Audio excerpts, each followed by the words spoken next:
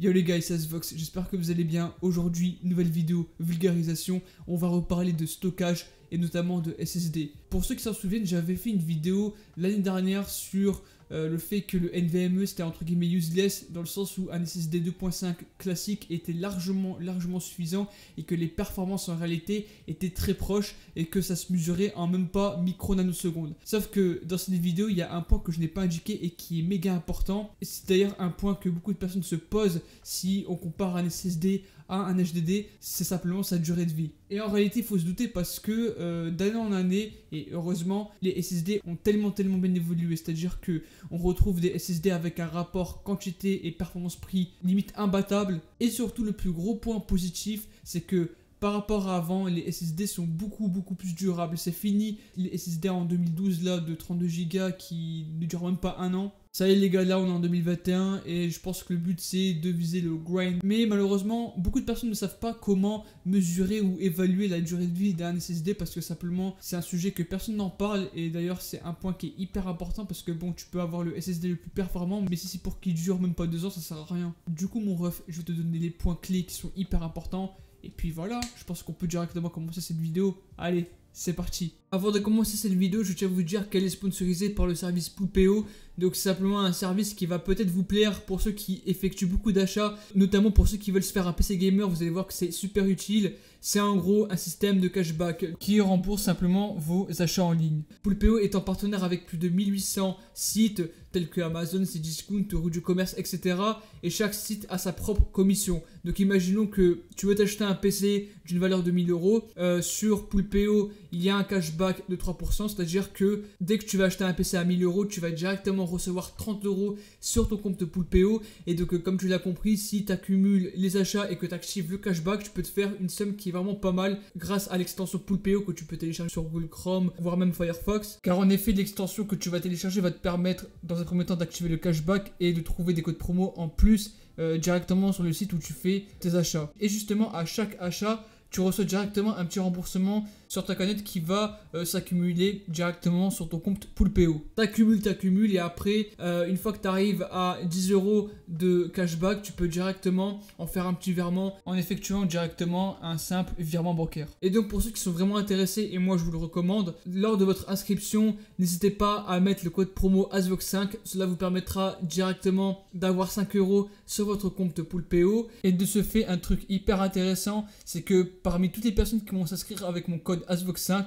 Poulpeo va organiser un petit concours, donc en gros un tirage au sort pour gagner directement 100 euros sur votre compte. Et donc pour ça, il faut s'inscrire avec le code promo et avoir enregistré un cashback dans les prochains jours. Je vais en parler dans la prochaine vidéo, mais au moins faites-le, vous aurez au moins l'opportunité de gagner ces 100 euros. Et si vous téléchargez directement l'extension, vous aurez directement 1 euro. Donc en gros, tu te retrouves avec 6 euros dès le début et ça, c'est plutôt pas mal. Donc pour ceux qui sont intéressés, je mettrai le petit lien en description. C'est vraiment une opportunité de fou pour ceux qui veulent se faire de l'argent et surtout économiser si jamais vous voulez ralasse de fou sur les sites de commerce. C'est parti comme en 46 pour commencer cette vidéo et dans un premier temps je vais reposer les buzz que j'avais dit précédemment dans la vidéo des SSD NVMe. Alors déjà petit disclaimer, quand je parle de durée de vie de SSD, je parle pour tous les SSD, c'est-à-dire 2.5, M.2, NVMe, PCI, c'est pareil. Du moment où c'est pas un disque dur à plateau, il n'y a pas vraiment de problème. Mais pour ceux qui s'en souviennent, j'avais posé pas mal de bases dans cette vidéo.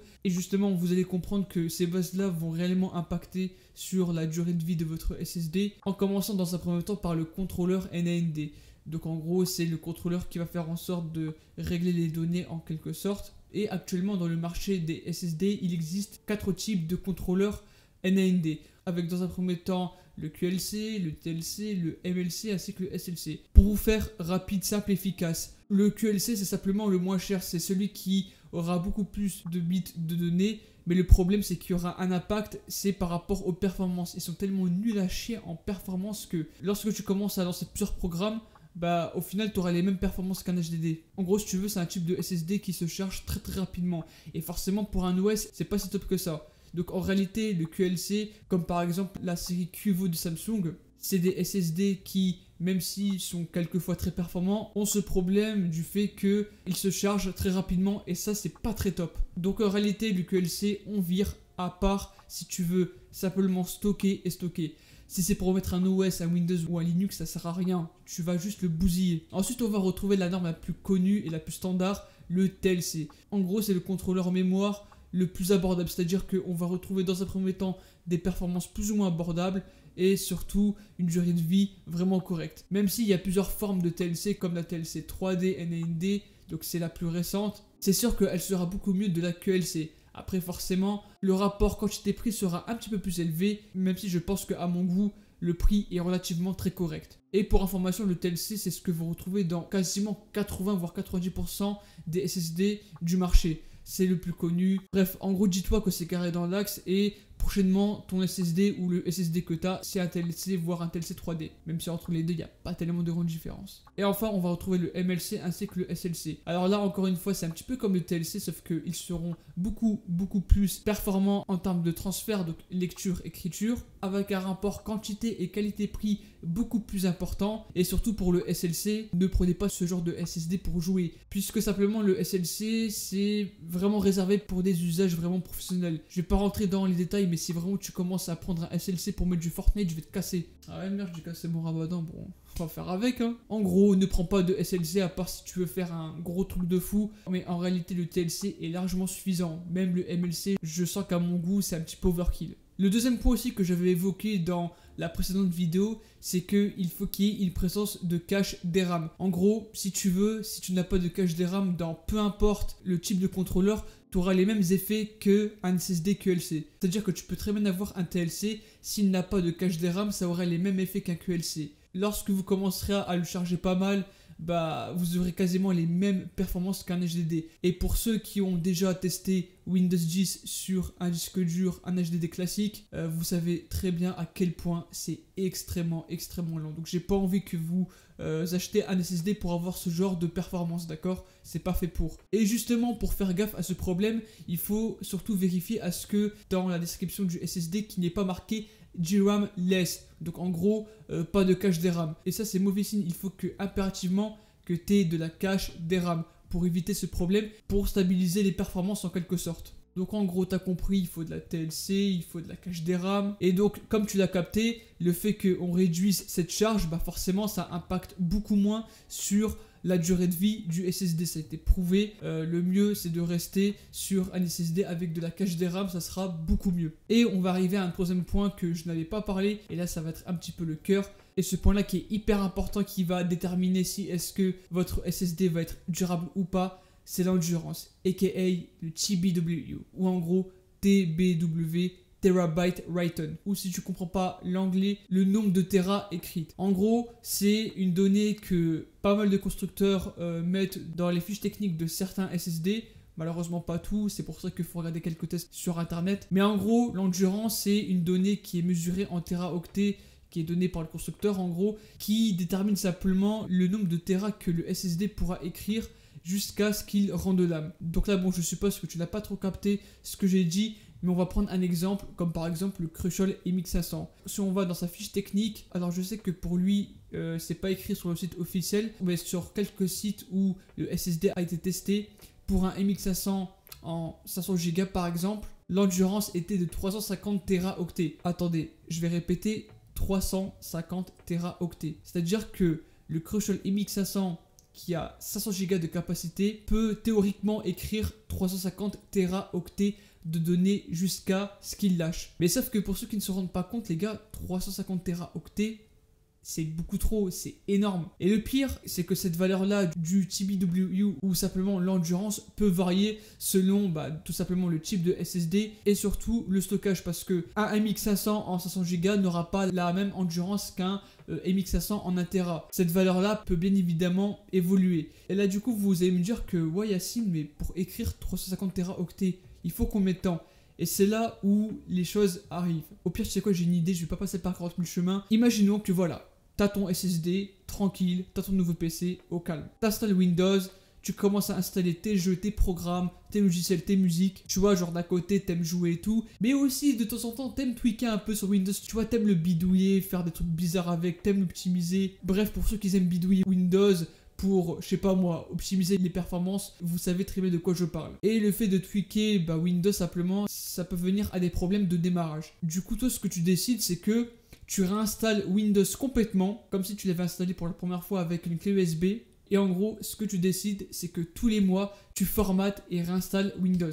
Comme si tu l'installais pour la première fois via une clé USB. Et ça, tu le fais tous les mois. Déjà, on sait que Windows 10, ça prend environ 30 Go. Enfin, là, cette valeur-là, elle a un petit peu plus augmenté avec les dernières mises à jour. Mais en gros, ça prend 30 Go.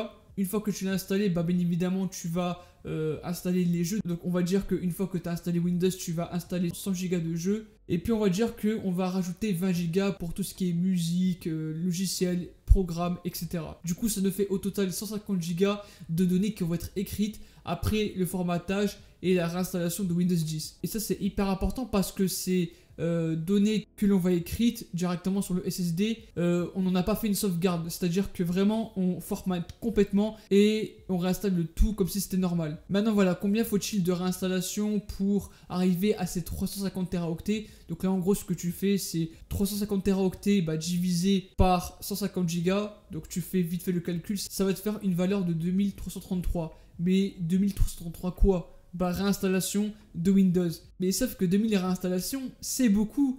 Et donc, si tu transformes ces 2000 réinstallations par mois, donc tu divises ça par 12, et donc tu vas trouver une valeur de environ 17,4. Donc en gros, il te faut carrément 17 ans pour que ton SSD atteigne ces 350 Teraoctets de données qui vont être écrites pour que simplement ce dernier lâche. Et on est d'accord, 17 ans frérot, c'est long, hein. C'est très très très très long. En plus bon, je suppose que pour la majorité des personnes, personne ne va faire ça, personne ne va réinstaller Windows tous les mois, non, personne ne va faire ça, d'accord? Qu'on soit bien clair. Il y aura des moments où tu vas écrire des données, puis supprimer, mais ça sera pas énorme si vous voyez ce que je veux dire. Même dans un SSD de 1 Tera. Même moi, dans mon cas, le MX500, je l'ai depuis 2-3 ans et j'ai même pas écrit 4%. Je vais vous le prouver juste après avec un petit logiciel. Mais concrètement, lorsque tu vois que l'endurance ou en gros le TBW d'un SSD est grandiose, donc là si je reprends l'exemple de mon SSD 350 Teraoctets, c'est beaucoup trop énorme.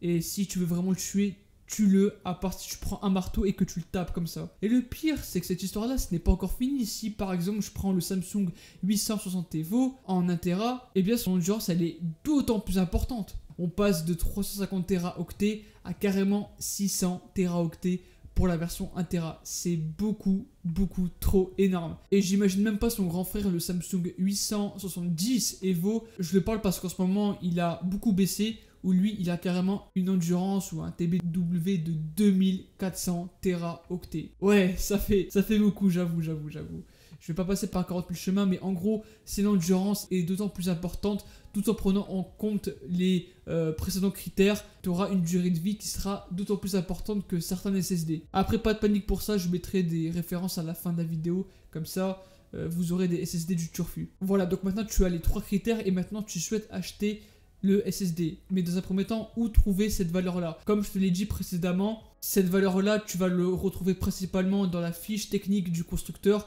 Souvent, c'est pas noté, mais lorsque certains sites internet font des tests, dans la plupart des cas, c'est indiqué, d'accord? Donc en gros, soit tu checkes directement sur internet, et surtout, si tu as déjà un SSD, tu peux, à l'aide d'un logiciel que tout le monde connaît, se nommant Crystal Disk Info, où là, tu peux carrément voir combien de gigas ton SSD a écrit. Oui, sur ce logiciel-là, on peut voir simplement le TBW. Et pour reprendre mon cas avec une preuve à l'appui avec un petit screen, sur Crystal Disk Info, en gros sur mon MX500, juste à droite, j'ai un nombre de gigas où il me semble que c'est écrit le nombre de gigas total qui a été écrite et je suis à peine à 14 000 gigas. Donc en gros 14 Teraoctets. Et pour rappel, le MX500 va jusqu'à 350 Teraoctets. Donc en gros ça représente même pas 4% de l'endurance du SSD. C'est très peu, sachant que ça fait quasiment 2 ans et demi voire 3 que j'ai ce SSD. Alors imaginez dans les plusieurs années à suivre. J'en aurai pour des années et des années. Et c'est ça qui me choque, limite c'est beaucoup plus durable qu'un HDD. Mais ça après c'est dans certains cas. Si vraiment l'endurance est d'autant plus importante, je sais pas moi, comme le 870 Evo que je vous ai parlé, bah là frérot t'as tout niqué. Ensuite, si jamais t'as rien compris à cette histoire de TBW, il y a un truc tout con que tu peux voir sur Crystal Disk Info si tu veux voir la durée de vie. Et bah simplement à gauche, il me semble, de la fenêtre, tu peux voir dans quel état le SSD est avec un pourcentage. Donc en gros, si t'as un SSD neuf, forcément tu auras une durée de vie qui va être écrite à 100%. Et donc plus tu vas utiliser ce SSD, plus cette valeur risque de diminuer, vu que l'utilisation du SSD commence à s'user d'année en année. Et du coup, moi, dans mon cas, en plus du fait que je n'ai simplement écrit que 14 Teraoctets, je suis à un état vraiment très satisfait, je n'ai pas de problème. Il n'y a pas une écriture rouge ou je ne sais quoi qui m'indique que le stockage en question est en danger. Souvent, ça peut arriver pour d'anciens stockages, notamment les anciens HDD. Mais en gros, à l'aide de cette valeur-là, tu peux simplement voir si est-ce que ton SSD est plus ou moins en bon état. Et ça peut vraiment servir, comme j'ai dit, pour certains stockages un petit peu anciens, tels que les HDD, voire à la limite les premiers SSD. Maintenant que nous avons terminé cette vidéo, je vais vous donner quelques SSD que je vous recommande. Alors juste, petit disclaimer, je ne vais que recommander des SSD 2.5 parce que comme j'ai dit dans la vidéo sur les NVMe, en réalité, pour simplement jouer, tu n'as pas besoin d'un NVMe. Dans le sens où la différence de performance en nanosecondes est très minime. Surtout que le prix d'un NVMe et d'un SSD 2.5, ça n'a rien à voir. Enfin, dans quelques cas, quand il y a des promos et tout, ça peut frôler. Mais en gros, ce que je veux dire, c'est que s'il y a un bon SSD 2.5 à un bon prix et que tu prends un NVMe à plus de 50 €, frérot, tu te fais pigeonner. À part si tu veux économiser de câbles dans ton boîtier afin d'avoir un meilleur cable management. Bref, rester sur un SSD 2.5 c'est largement suffisant et en plus il y a beaucoup de promos sur GitLab. Alors dans un premier temps, on va recommander le Saint Graal, le Crucial MX500, simplement parce que il a tous les critères que j'ai cités, contrôleur TLC 3D, présence de cache des RAM, une endurance qui est extrêmement importante. Et en plus de cela, pour quelques versions telles que le 1TB voire le 500Go, ils sont à des prix relativement très corrects. La version 1TB, souvent vous pouvez la retrouver dans les alentours de 80 €, ce qui fait un bon ratio. Et aussi, petit disclaimer, ne prenez surtout pas le Crucial BX500, simplement parce que dans un premier temps, les données annoncées par le constructeur sont un peu erronées, bizarrement. En plus du fait qu'elle a une endurance vraiment bof, elle n'a pas de cache des RAM. Donc elle est en DRAM-less et comme je te l'avais indiqué, c'est pas très bon pour ton SSD. Ensuite, du côté de chez Samsung, comme je te l'ai dit précédemment, on va retrouver le 860 EVO qui est un petit peu mieux que le MX500 vu que son endurance est d'autant plus importante. Et si vous voulez un mastodon, prenez le 870 EVO. Récemment, la version 1TB frôlait les 90 € et en réalité, la différence de prix entre le 860 et le 870 est vraiment très minime. Foncez directement sur le 870 parce que vous allez voir que durant plusieurs années, ça va être un gain incroyable. Par rapport au SSD 1.2 NVMe, on va aussi retrouver chez Samsung le 970 EVO Plus. Encore une fois, un bon SSD NVMe pour ceux qui en ont réellement besoin et pas pour installer Fortnite bêtement, sinon ça serait débile un peu. Le 970 est en réalité plutôt bon parce que dans un premier temps, les performances sont relativement très correctes, un petit peu mieux que quelques SSD 2.5, mais genre vraiment un petit peu. Et en plus de cela, en ce moment, sur GitLab, on retrouve des promos qui sont relativement très intéressants. Limite, il y a des moments où ce SSD coûte quasiment le même prix qu'un 2.5. Exemple, un MX500 ou un 860 EVO. Et ensuite, on peut même retrouver chez Samsung en NVMe le 980 Pro. Alors lui, frérot, laisse tomber, il sera encore mieux que le 970. Souvent, on peut le retrouver en promo, mais attention, prenez-le que si vous en avez réellement besoin, encore une fois, pour des tâches un petit peu plus professionnelles. À la limite, si vous voulez l'utiliser pour faire du montage vidéo, transférer de gros fichiers en 4K qui pèsent plusieurs dizaines de gigas, ce SSD fera largement le taf. Et en termes de performance, c'est tout comme le 970. Il n'y a pas vraiment de très grosse différence. Néanmoins, son endurance sera d'autant plus importante que le 970. Voilà, du coup la vidéo est terminée, j'espère que en tout cas elle vous aura plu. Si c'est le cas, n'hésitez pas à vous abonner, à liker, ça me ferait extrêmement plaisir. Et surtout les gars, je vous dis à la prochaine et ciao tout le monde, c'était votre gars Asvox.